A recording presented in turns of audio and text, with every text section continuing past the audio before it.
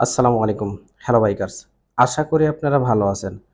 আজকে আমি আপনাদের সাথে শেয়ার করব বাইকের স্পার্ক প্লাগ কালো হবার কারণ ও প্রতিকার এবং স্পার্ক প্লাগ ভেজা বা তেলতেলা হওয়ার কারণ কি এবং ভেজা বা তেলতেলা যদি হয় তাহলে এর প্রতিকার কি।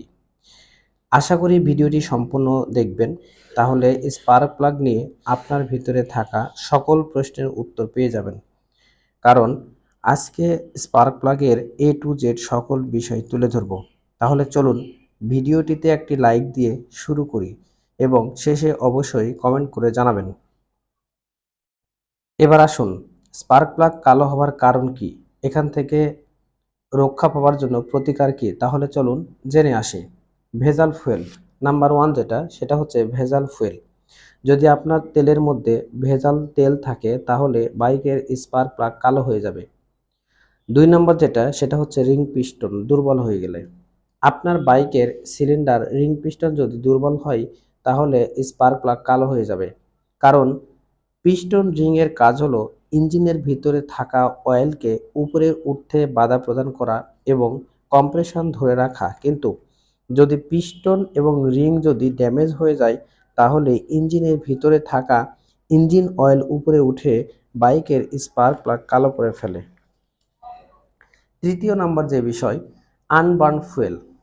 আনবার্ন ফুয়েল বা অপোড়া জ্বালানি যদি সিলিন্ডারের ভিতরে থেকে যায় আর যদি সেটা এক্সস্ট পথ দিয়ে বেরিয়ে যায় তাহলে বাইকের স্পার্ক প্লাগ কালো হয়ে যাবে, তেল তেলে দেখা যাবে বা ভেজা ভেজা ভাব থাকবে।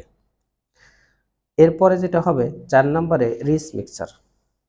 এয়ার এবং ফুয়েলের মধ্যে যদি রিস মিক্সার হয় তাহলে স্পার্ক প্লাগ কালো হবে। রিস মিক্সার বিষয়টা কি? এয়ার এবং ফুয়েলের স্ট্যান্ডার্ড মিক্সচার হলো 14:1 অর্থাৎ 14:1। তার মানে হলো 14 ভাগ বাতাস এবং 1 ভাগ জ্বালানি। কিন্তু যদি সেটার উল্টো হয়, 1 এর থেকে বেশি জ্বালানি এবং 14 এর থেকে কম বাতাস সরবরাহ করে তাহলে সেটা বলে রিস মিক্সার। এর ফলে বাইকের স্পার্ক প্লাগ কালো বা ভেজা হয়ে যাবে। অপরদিকে এই মিক্সারটি যদি লিন মিক্সার হয়, মানে বাতাসের পরিমাণ বেশি কিন্তু ফুয়েলের পরিমাণ কম, তাহলে লিন মিক্সচার হবে। অর্থাৎ 1 ভাগের কম জ্বালানি এবং 14 ভাগের বেশি বাতাস সরবরাহ করে থাকে, তার মানে স্পার্ক প্লাগ শর্ট হয়ে যাবে। তাহলে এখন করণীয় কি?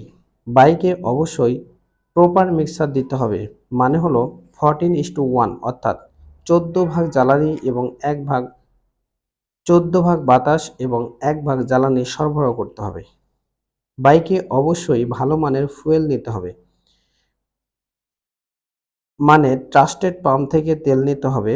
যদি কোনোভাবে ইঞ্জিন পিস্টন রিং নষ্ট হয়ে যায় তাহলে অবশ্যই সেটা পরিবর্তন করতে হবে। সাধারণত স্পার্ক প্লাগের আমরা 3টি কালার দেখে থাকি। একটা হচ্ছে হোয়াইট কালার, একটি ব্ল্যাক কালার আর একটি হচ্ছে বাদামি কালার। হোয়াইট কালার যখন হবে তখন ফুয়েলের পরিমাণ কম এবং বাতাসের পরিমাণ বেশি, অর্থাৎ লিন মিক্সচার। লিন মিক্সচার বাইকের জন্য অনেক ক্ষতিকর এবং স্পার্ক প্লাগ শর্ট হয়ে যাবে।